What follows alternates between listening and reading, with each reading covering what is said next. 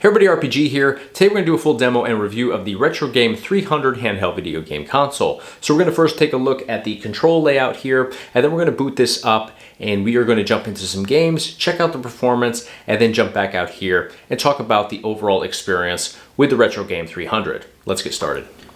Alright, so here we have our RetroGame300 Handheld. So for the controls on the front here, you can see we have our standard 4-button configuration, A, B, X, and Y. Over here on the left-hand side, we have our D-pad. Right here in the center, we actually have 2 buttons here, and they're actually for navigating through settings and different pages within our operating system here. So once we power this on, I'll demo that for you. And then down here we have our start and select buttons. Here we have a little speaker. Over here on the left-hand side is our power switch. So if we want to power this on, we'll push it up. To power it down, we'll push it down. Micro SD card slot right below that. And then flipping it over to the right-hand side, we have our volume controls here. So we're just going to slide this up to give the volume a boost, and then slide it down to bring the volume back down.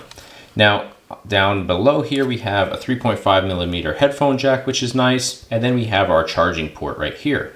So if we flip this over now, you notice that on the back, we have an access panel here for our battery. So I'll try to open this up and see if I can just take a peek inside.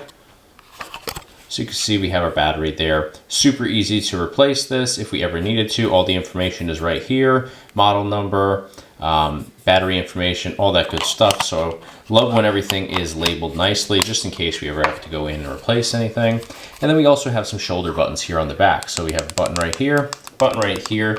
Great functionality on those as far as I can tell without obviously powering this on, but really nice design. We have some ridges here too, which I want to point out, a little hard to see here. They do blend in, but these ridges actually help a whole lot to just give you something to kind of grip onto here.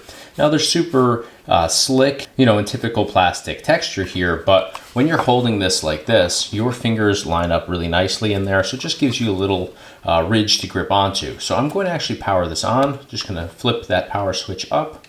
We'll boot this right up here with you guys, and I'll show you exactly what everything looks like. It does boot up fairly quickly, so shouldn't take much time at all. All right, so once we get it booted up, we have a whole bunch of different options here. There's a bunch of pages across here. Now, it is a little hard to see this because the screen size here, you know, is a little bit smaller, and obviously you lose some quality when we're taking a video of a video screen. So I apologize if this is a little hard to see, but if we navigate over through our pages, which I'm navigating using my shoulder buttons in the back here, we're able to jump through a bunch of different pages. So you can actually go to emulators, you can go to your systems. This is where you would actually pick and choose, you know, which collection you want to dive into and check out the games for.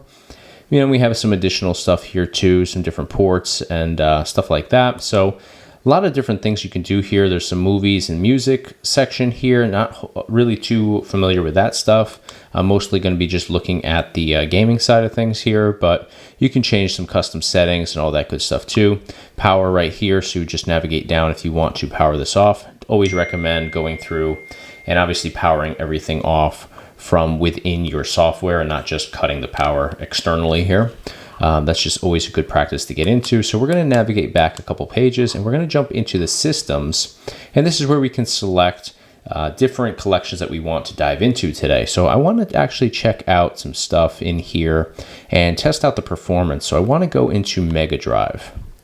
So I'll jump in here, select that, and you can see everything is laid out pretty nicely. Now everything is kind of abbreviated here, so it says like Sonic 1, Sonic 2, Sonic 3, rather than the full titles, which, you know, it gets the point across. You're able to jump in. We have Sonic and Knuckles 1 and 2, so you kind of know what everything is there. So, you know, I always like things to be a little bit more polished off than that. Same thing with Mortal Kombat. You have Mortal Kombat 1, 2, 3, and 5 on here.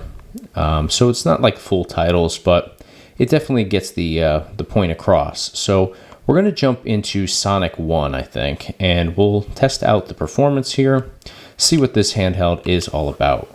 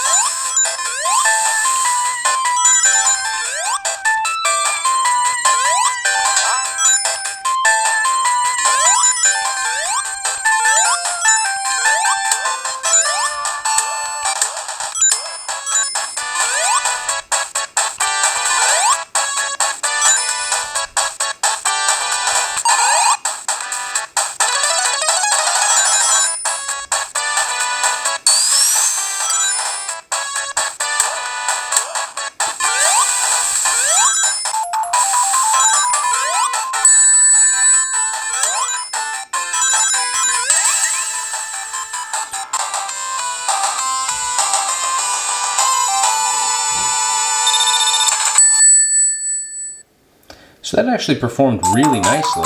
Audio quality is great. I'm going to jump out, and if you hit your start and select as your hotkey, you jump out to this little options screen here, so you can actually load and save your games, which is really cool. You can go into settings here as well if you want to adjust anything in the actual game, but you can also reset your game and exit. So we're going to exit now. I'm just going to hit A to confirm the exit, and that should bring us right back to our collection, and it does. So really like the emulation quality here. Now, these games are not really difficult to emulate, so the fact that we probably don't have a whole lot of power going on behind the scenes here, really doesn't affect a whole lot with this particular collection. So really like this on here. Sound quality is exceptional too. I'm really impressed by that. I was expecting there to be, especially since I had the volume up pretty high, I was expecting there to be some distortions and some little audio issues. There's nothing like that, so I'm really impressed. So we are going to move on, and we'll actually just kind of scroll through here a little bit, and I want to see what else we have and see. Actually, I want to see if we can go this way and loop back around, just so I have an idea of how many titles are in here. So it looks like the count disappears, which is unfortunate. Oh no, there it is. So these don't have a count on them. They're a different style of file, but as far as I can tell, it looks like we have at least 200 titles within this actual collection. So that's really promising. This actually advertised about 10,000 games. Not sure, I'm not going to count all 10,000 of them for you. I don't have that kind of free time, but typically I do find that a lot of these cheaper handhelds do kind of embellish the amount of games that they have. All right, so now the next thing I want to jump into here is going to be Game Boy Color. So I want to take a look at what we have here. So I'm going to just scroll up. Looks like we have 56 titles in here for Game Boy Color. So let me see if there's anything. It's kind of tough again when it's not in alphabetical order, but actually Donkey Kong Country is one of my favorite Game Boy Color games. So I want to test this out.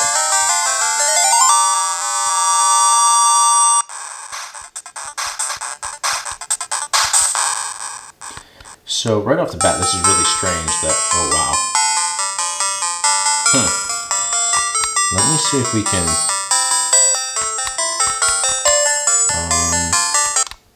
okay, so just to make note before I advance any further, hotkey on here is not start and select, it's select and the right shoulder button. I want to see if we can get rid of the bezels, because if you look at this, this is a 3-inch screen. We are using about 1 inch by 1 inch within here. So it looks like we have double bezels, which is insane. I mean, I understand that's a typical Game Boy Color bezel, but we're going inside of that. So if this was on like a 16:9 aspect ratio, it would be great, because you would have a wider screen, so you would have the blue around that edge, and then the black would actually come to where your inside screen would be, that 4:3 ratio. So it would make sense, but in here it's ridiculous because we're already at 4:3. So we don't want to have a bezel in a collection like this on a layout like this. So let me see if we can go in here and just make some changes. Now, I'm not familiar with this operating system at all, but let's see if it doesn't appear to be in there. I wouldn't think it's in controls either. Boot logos, no. Border, no border. Now, that didn't change. That didn't change our picture size, it just took away the bezel. Still left us at that same, I mean, I'd rather have the bezel than no bezel, but I want to have a stretched screen at least to, let's see what we have here. Okay.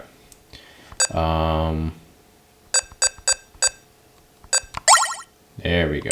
Okay. That's better. Even if it's like slightly pixelated. Let me just do save as default here. Yeah. Okay, that's much better. That was just ridiculous to use like 1 inch when we have 3 inches to use. Okay, much better.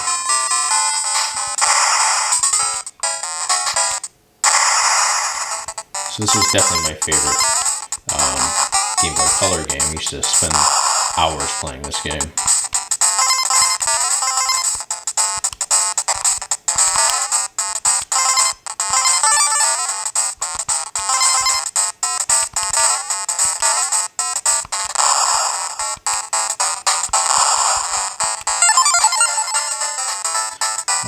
okay somewhere along the line there, but we're testing out the performance here. Oops.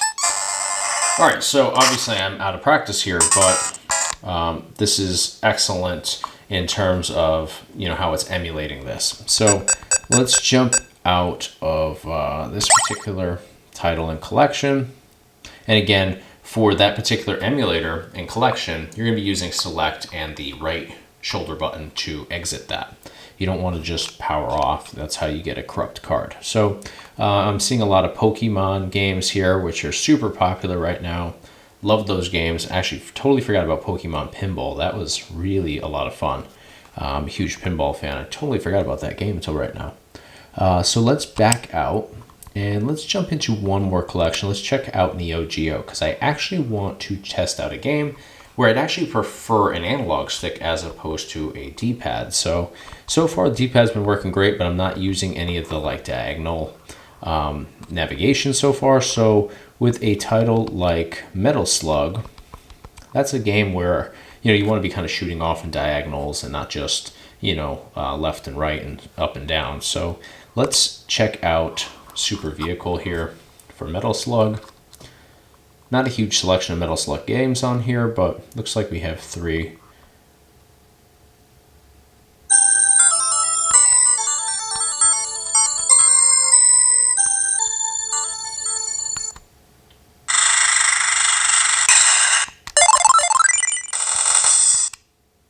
All right, let's see what we got.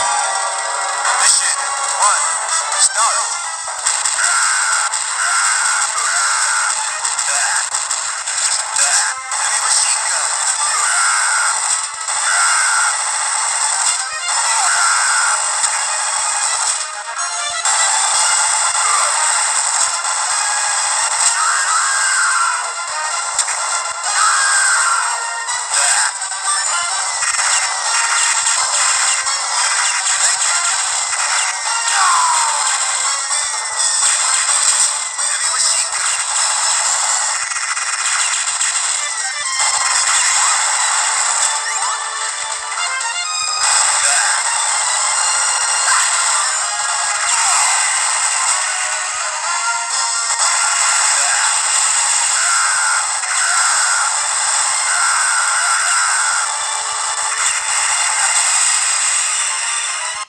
All right, so hotkey here is start and select again.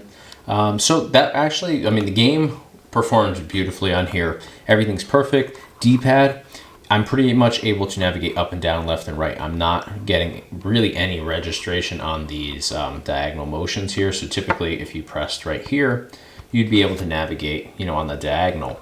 With a game like this, typically you'd want to have like an analog stick, because then you could obviously go all those different directions and you aren't limited to up, down, left, and right. And even here, when it does function properly, you know, you still only have diagonal and diagonal. You don't have much range of motion on there like you would on an analog stick or, you know, a typical arcade joystick. So, you know, I'm definitely having trouble. I have to be like directly under something like the helicopter at the end there that was flying above. I have to be directly under it in order to shoot up and hit it. Or the only time I really hit that diagonal curve is if I'm switching from shooting, you know, let's say over here on the right, and I switch to shooting up. It's going to bring that gun, you know, up like this. And obviously as it goes up, if I'm hitting the shoot button, it's going to shoot on the diagonal, but I'm not able to really aim diagonally. So not the greatest setup for games like that with just the D-pad. So let's exit out of here.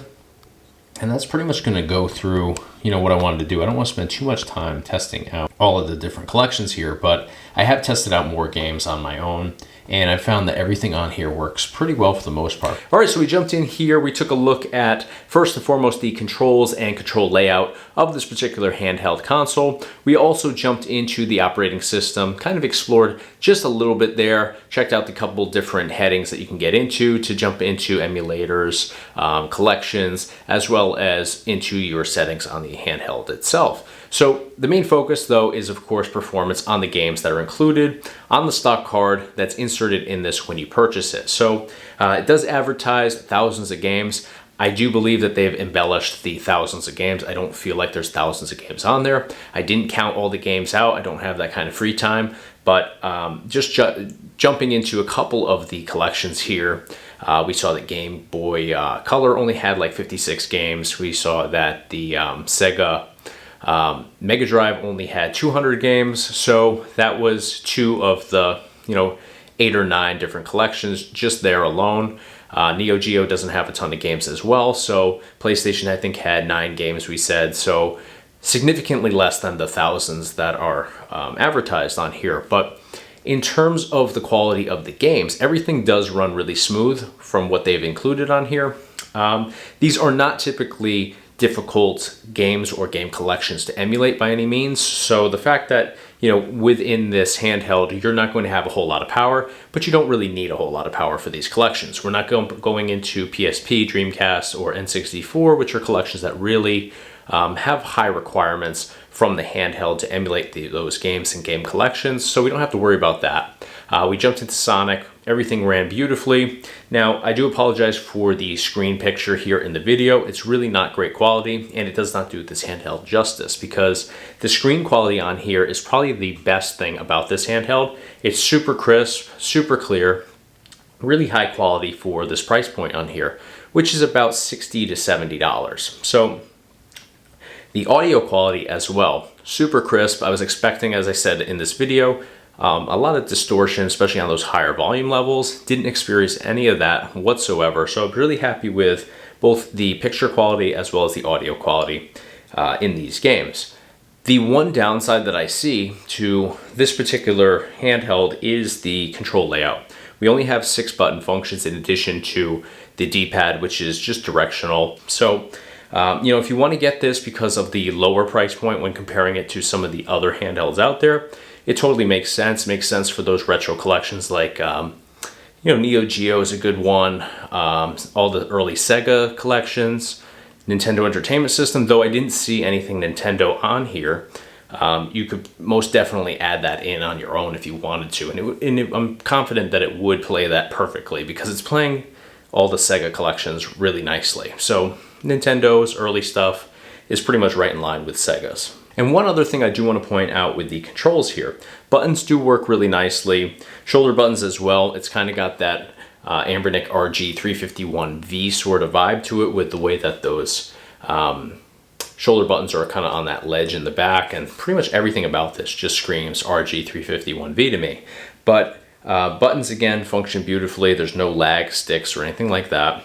The D-pad though, it's a nice quality D-pad, but it doesn't give you those diagonal directions very easily. So if we look at Metal Slug, for example, that's a game where ideally you want to have an analog stick because you can really navigate on an analog stick the directions so much better than you can on a D-pad. A D-pad is pretty much going to be up, down, left, and right. Usually a good D-pad is going to give you diagonal motion as well. Here I found, like when I was underneath like the helicopter, for example, and the helicopter, you don't want to be right under it as it's dropping all the bombs on you. You want to kind of, be under it, shoot, and then get out of the way. And as you get out of the way, you can still shoot on like different angles and come in that way. I found that it was really hard to hit it from angles. You had to be like right underneath it and then get out of the way and wait for it to be over top of you again, shoot a little bit and move over. You're not able to use those angles because the D-pad just doesn't read them really well. So that's another thing that's worth mentioning. I would obviously want to have an analog stick for Neo Geo just because I find that it works so much better. But, if you had to play with a D-pad, you want to have a D-pad that registers those diagonal motions and navigations really smoothly. And I just didn't feel like this one really had the diagonals really performing at the best of its ability. Up and down and left and right works great, but the diagonals are definitely a solid downside to this. So I do want to make mention of that because with Metal Slug it is something that I did notice, and it was definitely lacking and just not creating the best experience for that collection for me anyways. So that's pretty much it for this full demo and review of this product. It's not a bad product by any means. I think that it's a good entry-level product for anybody looking to get into these, more basic emulation collections on here. So again, Sega's early stuff, Capcom's good. All that early stuff is going to work really nicely on here, but I definitely think if you're looking to get into like a higher level of emulation, then you probably want to go with like an Anbernic or Pow Kitty product, as opposed to this one right here. This is obviously much cheaper than those, but you know, you do get what you pay for, and you're going to have much more limitations with this particular handheld as opposed to some of those, you know, a little bit more expensive ones that are out there on the market. So that's it for today. If you guys enjoyed this video and you found it helpful, smash the like button for me. Be sure to subscribe to the RetroPie Guy YouTube channel if you haven't already, because I do a ton of stuff based on retro gaming on here. I do product reviews, gameplay demos, tutorials, just a lot of great stuff based on retro gaming. So best way to stay in the loop for future videos is to hit that subscribe button. You can go ahead and hit subscribe in the bottom right corner of this video to be instantly subscribed and in the loop for all those future videos. So that's going to do it for today. Thank you guys so much for watching.